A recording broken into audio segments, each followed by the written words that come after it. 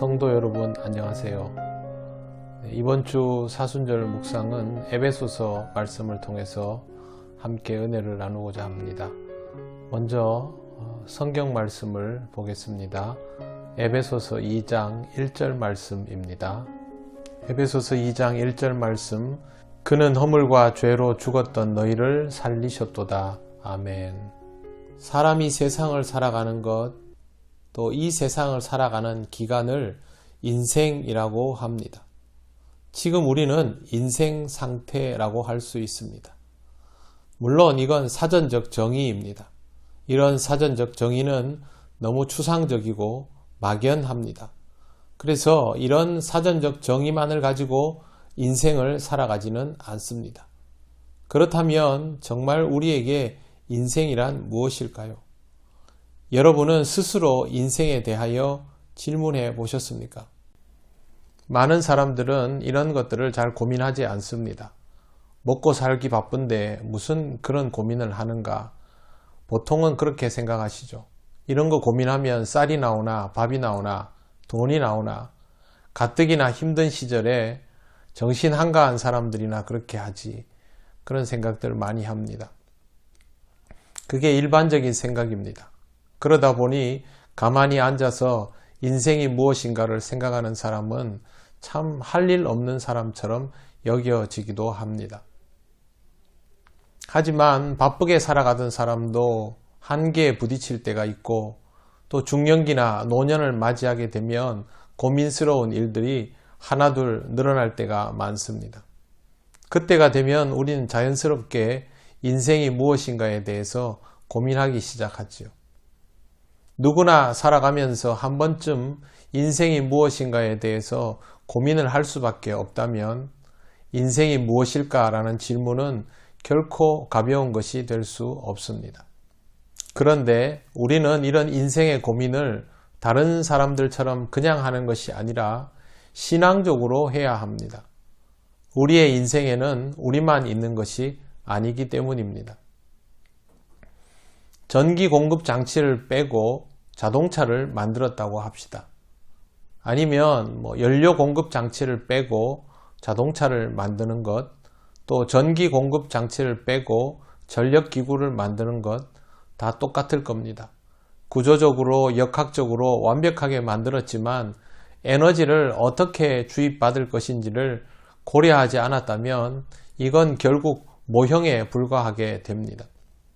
전기나 기름이나 가스나 무언가를 공급할 수 있도록 장치를 만들어 놓고도 그것을 주입할 수 있는 스위치가 없다면 역시 모형에 불과할 것입니다. 하나님이 만드신 인생이 하나님을 빼고 인생을 생각하려 든다면 그건 결국 진짜 인생이 아니라 모형에 불과해집니다. 우리가 살아가면서 공허함을 느끼는 이유가 무엇일까요? 열심히 살아가고 최선을 다하고 있지만 무언가 부족하다, 무언가 빠져있다 라고 생각되기 때문이 아닐까요? 안타깝게도 이 세상에서 너무 많은 사람들이 하나님을 빼고 인생을 생각합니다. 이건 동력을 어떻게 전해받을지 생각지 않고 삶을 움직여 보려고 하는 것입니다.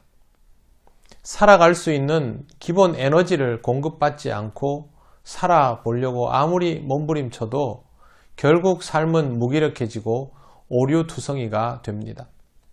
그러니 항상 틀린 답을 얻고 그것 때문에 더욱더 고민스러워지고 힘겨워하게 되는 것입니다. 답이 안 나오는 인생, 하나님을 빼고 인생을 생각했기 때문이라고 할 수 있습니다. 그러면 하나님을 의식하면서 생각하는 인생은 무엇일까요? 가장 먼저 떠올려야 하는 것은 바로 허물과 죄입니다. 하나님이 형상대로 만들어 주셨지만 시작부터 범죄한 것이 인간이기 때문에 인생은 필연적으로 허물과 죄에 붙들려 있습니다. 그러므로 우리는 인생을 생각할 때 항상 허물과 죄를 생각해야 합니다. 허물과 죄를 생각할 수 있는 인생은 결국 자기 부족함을 깨닫는 인생입니다. 사람들은 자기의 부족함을 깨닫는 것을 달가워하지 않습니다. 오히려 힘들어 하지요. 그리고 예민할 때도 많습니다. 유대인들이 메시아에 대한 갈망이 컸다는 것을 우리는 잘 알고 있습니다. 그들 스스로는 매번 압제당하는 현실을 극복하지 못한 것에 대하여 예민해 있었습니다. 그만큼 기다리던 메시아가 있었다는 것입니다. 예수님은 그런 유대인들의 기대와는 전혀 다른 모습이었습니다. 그래서 전혀 환영받지 못했습니다. 반가운 손님이라면 잘 오셨습니다. 이렇게 인사가 나와야 하지만 사람들의 반응은 왜 오셨습니까? 뭐 하러 오셨습니까? 였습니다. 주님은 그들에게 꼭 필요한 분이었지만 그들은 반갑지 않은 손님이라 생각했던 것입니다. 한계에 직면하면 예민해지지만 여전히 허물과 죄는 깨닫지 못할 때 이런 현상이 나옵니다. 물론 지금도 이런 현상이 있습니다. 이 시대도 역시 허물과 죄를 깨닫지 못한 상태이기 때문입니다. 교회를 다니면서도 주님을 필요로 하지 않는 인생이 많습니다. 그들은 모두 허물과 죄에 대하여 애써 모른 채 하는 사람들입니다. 이런 인생은 주님이 찾아오시는 것이 조금도 반갑지 않습니다. 주님이 나를 위하여 무엇을 하시든지 관심이 없습니다. 사순절을 통해 주님을 깊이 묵상하고 싶다면 무엇보다도 여러분 자신의 허물과 죄에 대하여 살펴보시기를 바랍니다. 지금은 그 어느 때보다도 자기 애가 소중하게 여겨지는 시절입니다. 스스로를 위로하고 스스로를 격려하는 것이 당연한 시대인데 굳이 자신의 허물을 찾아서 들춰낸다고 하면 어리석다 생각할 수 있습니다. 혹시 그렇게 찾아내기 시작하면 스스로 너무 초라하게 여겨지는 것이 아닐까 걱정을 하기도 합니다. 하지만 우리는 자기 자신의 허물과 죄를 발견한다고 해서 비참해지거나 초라해지지 않습니다. 물론 절망을 느끼는 순간도 옵니다. 그러나 그것이 끝이 아닙니다.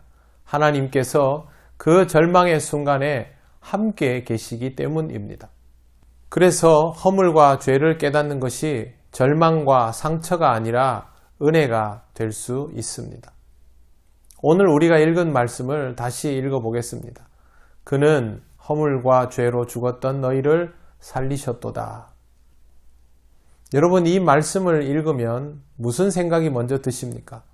나에게 허물과 죄가 있었지 이 생각을 먼저 하셨습니까? 아니면 너희를 살리셨도다. 아, 나를 살리셨구나. 이걸 먼저 생각하셨습니까?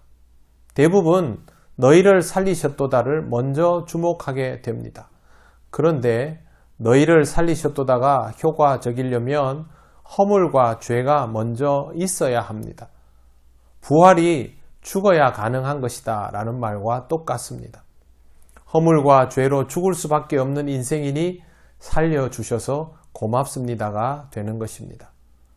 결국 우리는 허물과 죄를 분명히 인식하고 있으면서도 그걸로 절망하지 않고 오히려 살려주신 은혜에 감격하는 인생이 되어 있는 것입니다.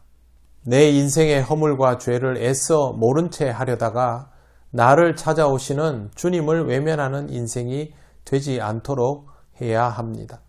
사순절은 주를 생각하는 때이기도 하지만 자신을 돌아보는 때이기도 합니다.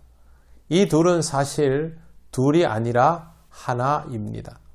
이 한 주간은 여러분의 삶의 허물이 무엇인지를 잘 생각해 보시기 바랍니다.